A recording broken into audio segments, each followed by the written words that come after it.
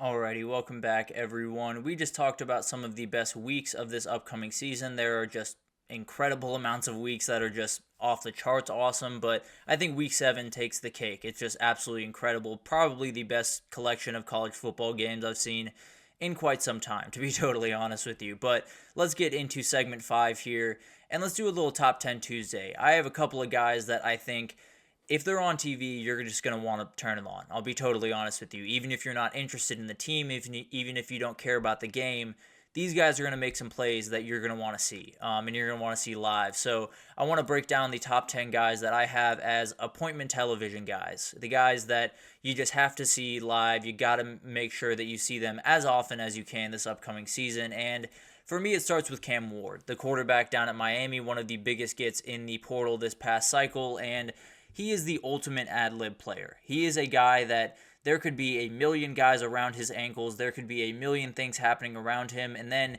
he just kind of squirts out the back and makes a 50-yard pass downfield. It's just ridiculous what this guy is capable of with the ball in his hands. And there are some plays where it's just snap the ball to Cam Ward, let him make a play for himself. It's just ridiculous what he can do. The deep ball is absolutely incredible from him, one of the best in the country. The elusiveness and mobility is really, really good.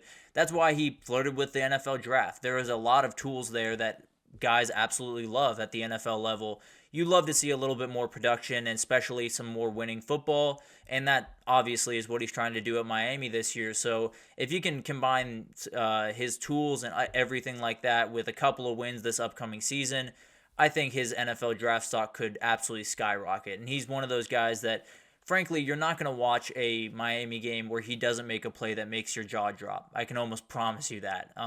At number 9, I do have Luther Burden. I think this is, I've said it time and again, and I'll say it a million times if I need to. This is the best offensive player in the country to me. I think he's an absolute difference maker all across the field, and he does things that most guys on planet Earth cannot do.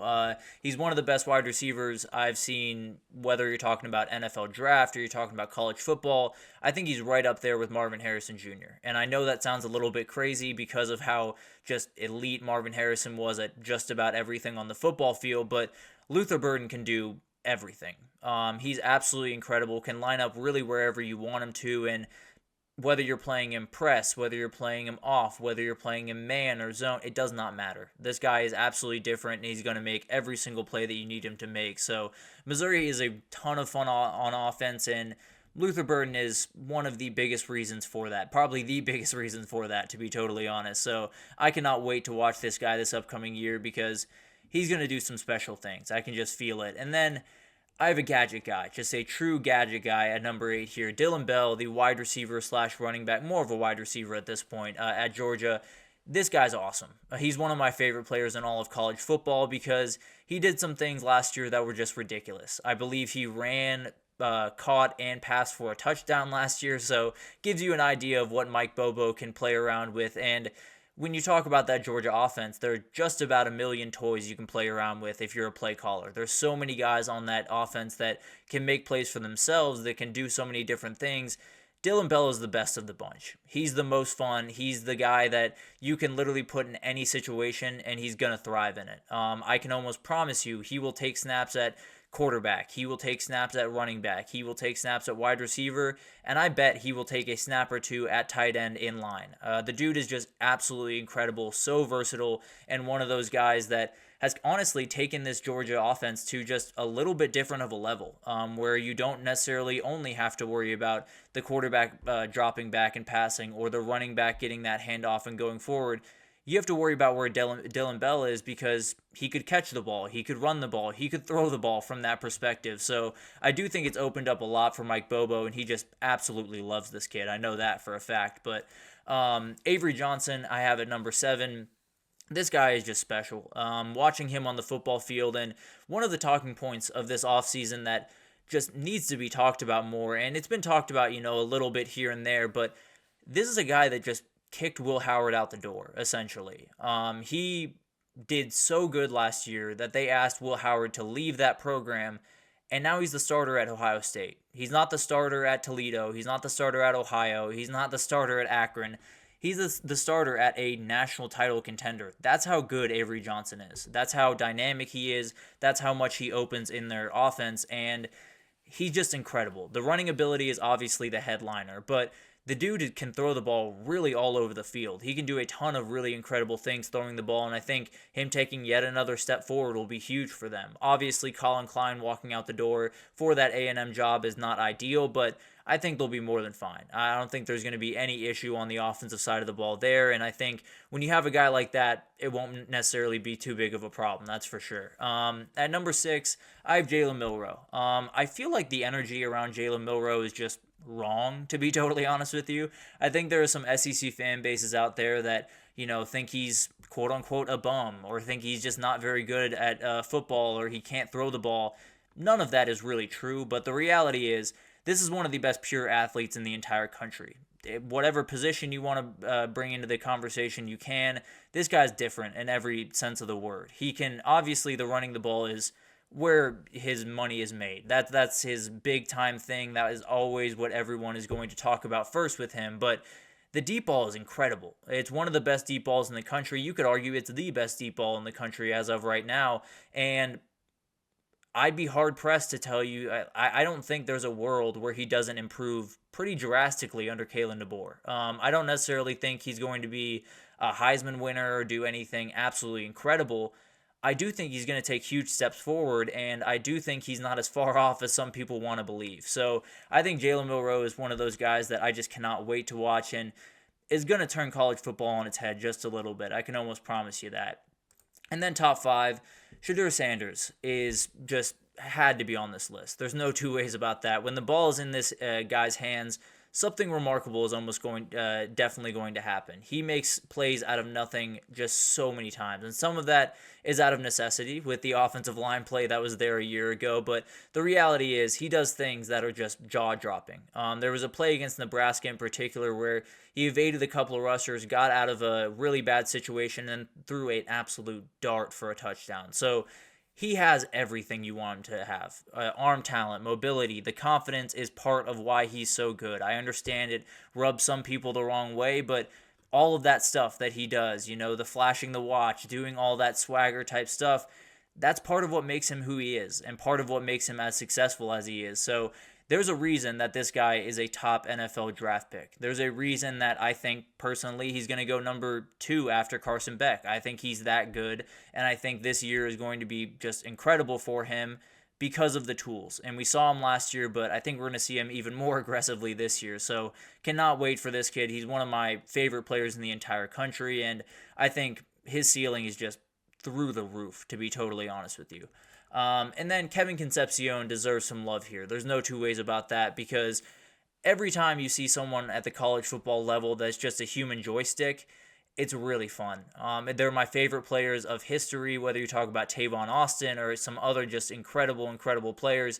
All they were was a joystick. You just ran them out there, gave them the ball, and said, go make a play, and they made a play. And Kevin Concepcion is very much that type of guy. I think he's someone that is going to be a huge piece of that offense this year, and the good news for him, he doesn't need to be everything. Noah Rogers coming in, Justin Jolie coming in is absolutely huge for him, because while he did have over 1,000 all-purpose yards, 10 touchdowns a year ago, I think he's going to be better this year because of those two other guys opening up doors for him and letting him be who he can be. I think this is an offensive player of the year in the ACC type player. I think he really is capable of just incredible things this upcoming year, and just one of those guys that the second you turn on the TV, you can tell something's a little bit different about number 10 in NC State. So definitely will be a very fun player to watch there.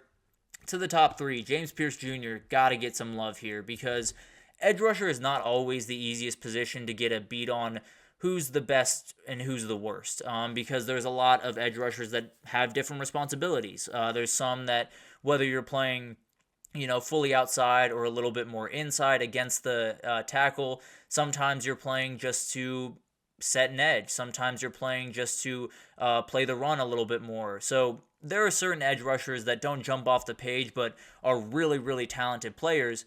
James Pierce Jr. is not one of those players. If you watch number 27 for Tennessee this upcoming year, he's going to do some things that are just going to be jaw-droppingly incredible.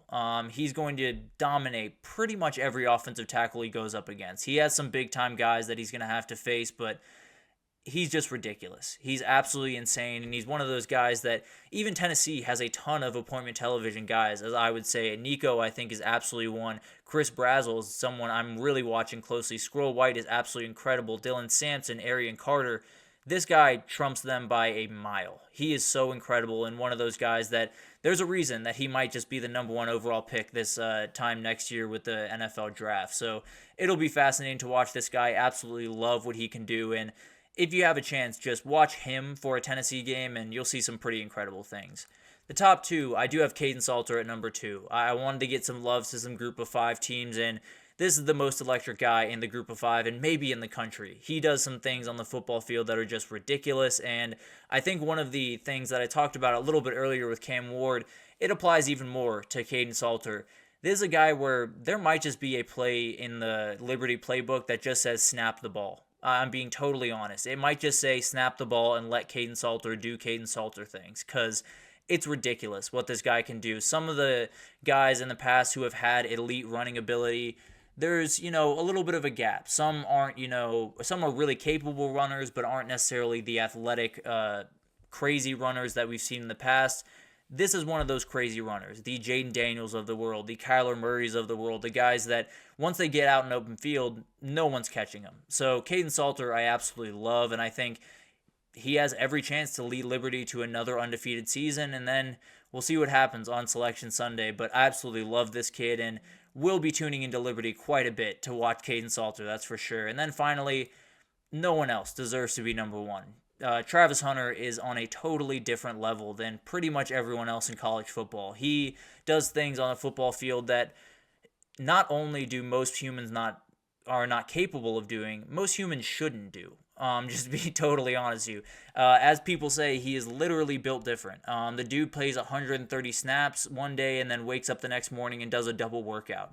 It is ridiculous what this kid is capable of, and another reason why Colorado will very likely have 2 guys in the top 10 to 15 picks in the next year's draft, depending on where Travis Hunter goes. I think it'll be somewhere in the late 10s, maybe a little bit into the teens, but this guy is remarkably talented, and whether it's wide receiver or corner, he's going to be incredible. The wide receiver tends to be where he's going to be long-term, at least that's what I've seen around people that know a little bit more about the scouting process than I do, but definitely if you want to play him at corner, he's going to be more than fine. The ball skills are absolutely incredible, and he does things that are just ridiculous, truly. Every time I see a stat line from Travis Hunter, particularly the number of snaps he played, it's just ridiculous that anyone can do what he can do. So obviously he had to be on this list. Obviously he had to be number 1 on this list, because this kid's just different in every sense of the word. But that'll do it for this edition of the GSMC College Football Podcast,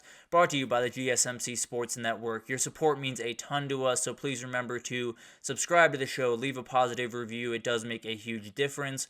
Also, follow us on Facebook, Twitter, TikTok, Instagram for all of the social updates you need. We have so many people doing... We have so many people doing just incredible work across every single sport you could possibly want. So no worries about the world of sports. If you need anything, come on over to GSMC and we have you totally covered. But thank you once again for listening, and I will see you guys tomorrow.